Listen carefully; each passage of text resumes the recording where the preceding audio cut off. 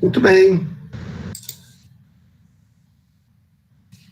Olha só, nós estamos acostumados aqui a estudar o Evangelho de Jesus, né? O Evangelho de Jesus é a sua vida, os seus exemplos, os seus ensinos, tudo que diz respeito a Jesus, é o seu Evangelho.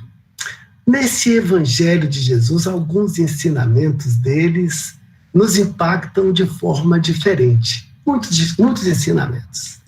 Nós vamos destacar um deles, que está aí na tela.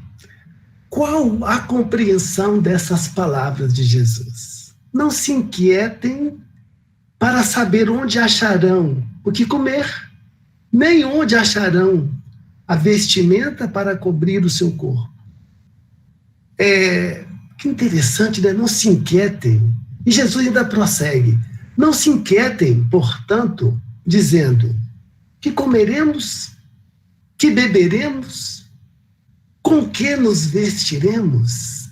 É impactante essa fala de Jesus lá no pé do monte. Isso faz parte do Sermão do Monte. Como é que a gente pode compreender essas palavras aí do Mestre Jesus? Como é que a gente entende? Olha, ainda bem que nós temos o capítulo 25 do Evangelho segundo o Espiritismo, do Evangelho de Jesus, cujo título é esse aí, Buscai e achareis. Buscar, ação, atitude, trabalho, e achareis. Vai achar a resposta, o caminho. Às vezes, a resposta não é aquela que nós esperamos, mas aquela que nós precisamos. Mas a gente vai achar. E nós vamos nos ater mais a esse item aí, Observai os pássaros do céu. Observar é mais do que ver.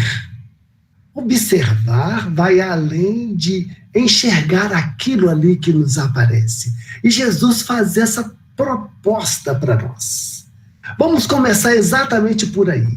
Observem os pássaros do céu. Não semeiam, não ceifam, nada guardam em depósitos. Eles não acumulam. E Jesus ainda prossegue. Mas vosso Pai Celestial os alimenta. Interessante Jesus trazer essa questão da natureza, a gente observar os pássaros no céu. Nós nunca mais vamos esquecer essa lição, porque a gente sai na rua e a gente vê pássaros no céu. E Jesus pede que nós observemos. E para fortificar isso, Jesus ainda traz um outro exemplo, que também é muito impactante. Observem como crescem os lírios dos campos. Não trabalham, nem fiam. Entretanto, Jesus declara, que nem Salomão, em toda a sua glória, jamais se vestiu como um deles. Interessante, aqui também Jesus traz essa questão do não se inquietar. Não se inquietar é não ter aquela preocupação excessiva, aquela preocupação doentia, aquela preocupação que nos joga para baixo. Mas não adianta, vem logo a pergunta na cabeça.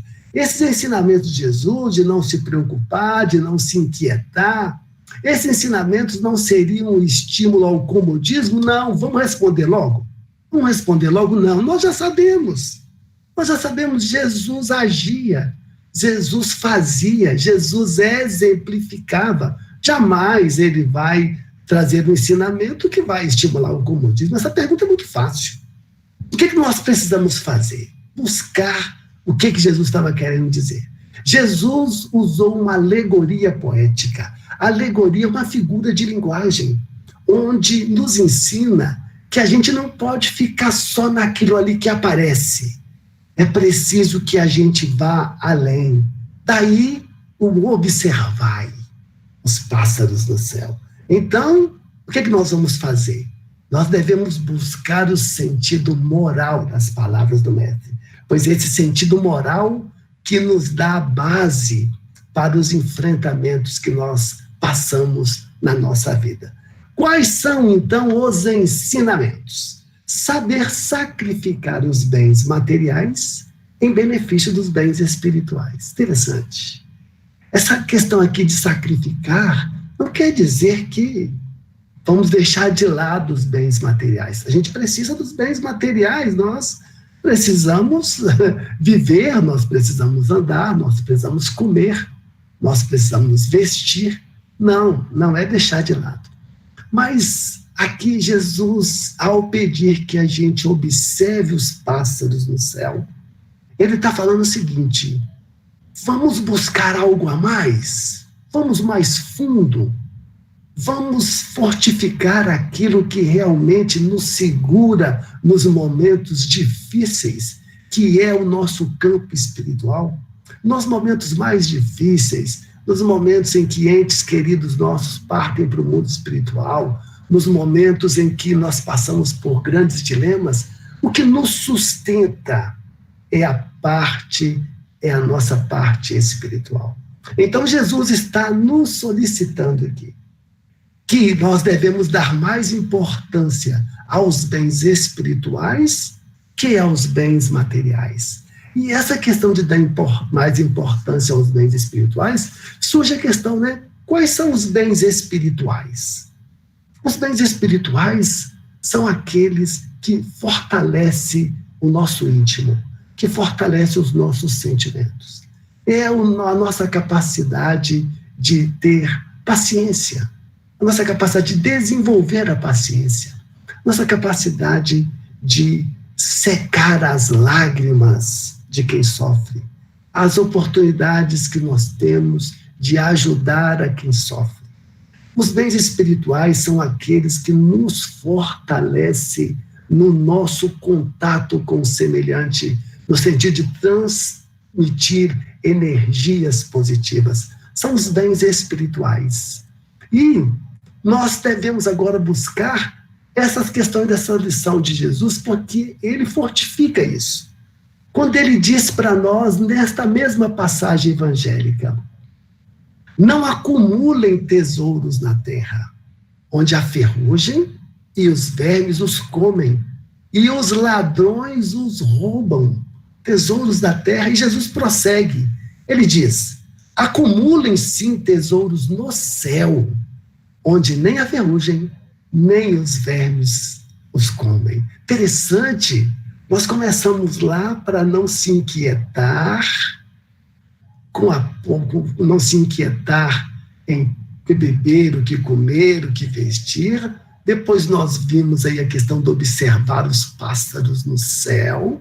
Entendemos essa questão de ter que valorizar os bens espirituais. E Jesus fortifica isso, olha, quer acumular? Acumule os tesouros lá no céu. Porque os da terra não. Nós devemos entender, então, quem são esses tesouros da terra? Os tesouros da terra são os bens supérfluos. É aquilo que a gente tem e não precisa. Quantas coisas nós temos e que a gente não tem necessidade. Esses supérfluos são os tesouros da terra. Esses aí as traças comem, os vermes atacam e os ladrões roubam. As riquezas improdutivas. Essas riquezas aqui não quer dizer que é a mega-sena acumulada, 6, 7, 8, 9, 10 carros. Não.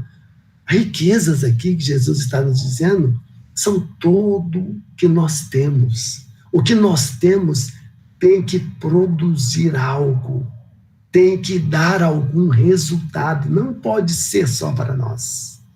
Os desejos insaciáveis são os tesouros da terra, que esse aí Jesus pede para a gente não acumular. São os desejos insaciáveis, quanto mais tem, mais quer. Esses desejos insaciáveis é que causam essa inquietação, que Jesus pediu para que nós não tenhamos. Olha, não se inquiete com o que beber, o que comer. Confie na providência. Trabalhe e confie. Os tesouros da terra também são a posse egoísta. aquilo que a gente acha que é só para nós, só para o nosso bel prazer e para ninguém. Mesmo que tenhamos ali um Fusquinha 69 vazando óleo, esse Fusquinha 69 vazando óleo pode ser utilizado para o bem. Ele não precisa ter uma posse egoísta. É isso que Jesus está nos dizendo. Mas nós estamos falando dos tesouros da terra. E os tesouros do céu? Tesouros do céu quer dizer o seguinte, lá no mundo espiritual. O que a gente vai levar para o mundo espiritual, para os nossos tesouros do céu? As virtudes. Virtudes são qualidades morais. Virtudes são qualidades que nós desenvolvemos no nosso íntimo. Nossa capacidade de amar o próximo como a nós mesmos é uma virtude. Nossa capacidade de compreender as dificuldades alheias é uma virtude. Nossa capacidade de entender as dificuldades dos outros é uma virtude. O devotamento é uma virtude. A dedicação são virtudes. Isso aí, as traças não atacam, os vermes também não, e os ladrões não roubam. São virtudes. São virtudes também a prática da caridade. Caridade aqui tem algo difícil para nós. Porque caridade é aquela que Jesus assim entendia. Benevolência para com todo mundo, indulgência com as imperfeições alheias e perdão das ofensas. Talvez grande parte de nós ainda não consiga, mas não tem problema não, porque vale o esforço, vale a dedicação. Na balança divina conta é o esforço, a dedicação, a vontade de realmente fazer o bem. Mas tem mais. Os conhecimentos adquiridos, esses ninguém toma, esses a gente leva conosco. São tesouros que nós levamos e acumulamos lá no céu, tesouros do céu, ou seja, do mundo espiritual. Vamos falar mais claro, do mundo espiritual. E mais, a ação no bem. O título do capítulo é Buscai e Acharei. Buscar é ação, atitude, movimento, ação no bem. Isso também faz parte dos tesouros que Jesus falou que nós podemos acumular. E nesse intento, nessa preocupação de acumular esses tesouros, é que nós não vamos nos inquietar com o que comer, com o que vestir. Por quê? Porque nós vamos confiar na providência divina. E com isso nós vamos conseguir observar os pássaros no céu. Nós vamos, além de ver aqueles pássaros voando, nós vamos entender e nos esforçar para exercer, para praticar os exercícios divinos.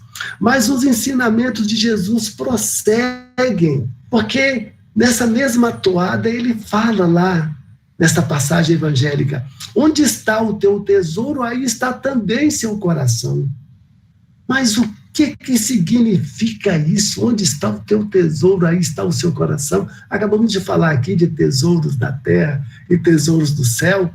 Isso significa o quê? Que a nossa atenção, sentimento e interesse se prendem naquilo que constitui a nossa maior preocupação. Então, observar os pássaros no céu é colocar em primeiro lugar os bens espirituais e depois os bens materiais.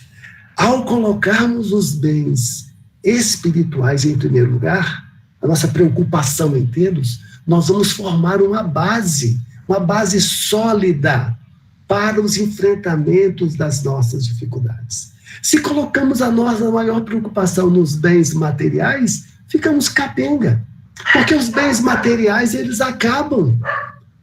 Emmanuel nos disse que o que os olhos físicos enxergam, ou já morreu ou está morrendo. Já imaginou nós colocarmos o nosso coração em algo que já morreu ou está morrendo? Isso que vai nos dar a calma, a tranquilidade e a confiança. E aí nós não vamos nos inquietar, nós não vamos nos preocupar em demasia. Mas ainda precisamos voltar nessa questão do inquietar. Não se inquietar com o que comer, com o que vestir, com o que beber. O que isso quer dizer? Bom, primeira coisa, não é negar a prudência, o cuidado. Podemos fazer a nossa poupança, cuidar dos nossos bens, procurar adquirir coisas necessárias para a nossa vida. Então, não se inquietar não quer dizer negar a prudência, o cuidado. Não é negar o trabalho, porque o trabalho leva ao progresso. O trabalho é lei divina e o progresso é lei divina. O progresso é um determinismo de Deus, um determinismo divino. Então, não se inquietar não quer dizer aí ficar parado, porque o título do capítulo é buscar e achareis. Tem que buscar, tem que se mexer. Mas então, se não fosse assim, haveria consequência. Quais seriam as consequências? Inatividade. Nós não fomos feitos para ficar parados. Nós temos que buscar sempre. Seria um retrocesso também. Voltaríamos ao primitivismo. Voltaríamos lá para trás. Não, isso não combina com os ensinamentos do Mestre Jesus. Observar é ir além. Não se inquietar é ter consciência. Mas então, como é que nós vamos entender esse não se inquietar? Com o que vestir, com o que comer, etc. É sabermos contentar com o que temos. Nós temos muita coisa. A gente vê muitas pessoas falando o seguinte, que quando vai fazer mudança de casa, vai mudar para uma outra casa, aí a pessoa vê, nossa, eu não sabia o tanto de trem que eu tinha aqui. Nós temos muitas coisas. Nós temos saber contentar com o que temos. Isso nos dará calma para não nos inquietarmos. Bastarmos-nos com o necessário. Isso é muito difícil para nós ainda nesse mundo de provas e expiações. A gente, às vezes, quer o que nós não precisamos. Não desejarmos o desnecessário. E aqui tem uma sutileza grande. Porque aqui o Evangelho está dizendo para nós não desejar, ou seja, não é nem comprar, adquirir, não. Antes disso, não desejar. E se um pensamento vier à nossa cabeça, nós afastarmos esse pensamento. Nós afastarmos com força, com coragem e com confiança na providência divina. Quais são as consequências? Alimentos para todos no planeta. Que interessante. Quer dizer que nós, no nosso mundo tão pequeno, na nossa casa, no nosso ambiente, esses cuidados que nós tomamos de não desejar o desnecessário, de bastar com o necessário, ajuda. Nós estamos dando a nossa cota de colaboração para os alimentos irem para todo o planeta. E aí haverá fraternidade entre os povos. O que sobra em um passa para o outro. Mas isso é possível, gente? Isso é possível mesmo? Será que não é uma utopia? Não é. Kardec já disse isso para nós lá em 1857. A Terra produz o bastante para alimentar todos os seus habitantes. Não, pois Jesus disse, não se inquiete. Jesus começou pedindo para a gente não se inquietar. A Terra produz o bastante. A ONU, que surgiu muito depois de Kardec, já fez as contas também. A ONU, a parte dela voltada para a agricultura, a Organização das Nações Unidas, a ONU, disse, olha, tem alimento para todo mundo. O que produz hoje dá para todo mundo. Mas por que não chega? E o Evangelho nos esclarece. Mas é preciso que aprendamos a administrar segundo as leis de justiça, de caridade e de amor ao próximo. Administrar dessa maneira é que nos faz não nos inquietar, é que faz com que a gente observe os pássaros no céu de forma diferente. é o que faz com que nós coloquemos em primeiro lugar na nossa vida os bens espirituais e que faz com que nós acumulemos tesouros no céu e não na terra. E o Espiritismo ajuda nisso aí? Ajuda. Olha aí as obras. O Espiritismo traz, explica a imortalidade da alma, explica a questão da reencarnação, esclarece essa relação do mundo material com o mundo espiritual. As obras aí de Allan Kardec, as mais de 400 obras de Chico Xavier e tantas outras, o Espiritismo contribui e ajuda. O Espiritismo fala mais. O Espiritismo nos esclarece. Não é com leis que se decretam a caridade e a fraternidade. Um exemplo prático, a nossa justiça. Muitas vezes o juiz pode forçar o pai a pagar alimentos para o filho. Pode, se o pai está ali, não tomou os devidos cuidados, mas ele pode forçar o pai a amar o filho? Não, não tem como, é impossível. Se a caridade e a fraternidade não estiverem no coração, o egoísmo a sufocará. O egoísmo é a maior doença da humanidade. O egoísmo é a raiz de todas as doenças morais. Cupidez, ciúmes, inveja, orgulho, tudo nasce do egoísmo. E cabe ao Espiritismo o quê? É tarefa do Espiritismo fazer penetrar no coração a caridade e a fraternidade. Minhas amigas e meus amigos, o tempo passou e nós precisamos concluir aqui as nossas reflexões. E a gente traz exatamente o que Kardec nos fala no capítulo. Que a fé é fundamental na nossa vida, mas não é suficiente para abastecer as nossas necessidades, como vestir, comer e etc. Não, é preciso mais. É preciso acreditar na providência divina. A providência divina nunca deixa o abandono os que nela confiam. Todavia, quer que por nosso lado trabalhemos. Por quê? Se Deus nem sempre ajuda com um socorro material, inspira ideias com as quais poderemos sair das dificuldades. E como nós somos inspirados. Que a paz de Deus permaneça em nossos corações. Sempre.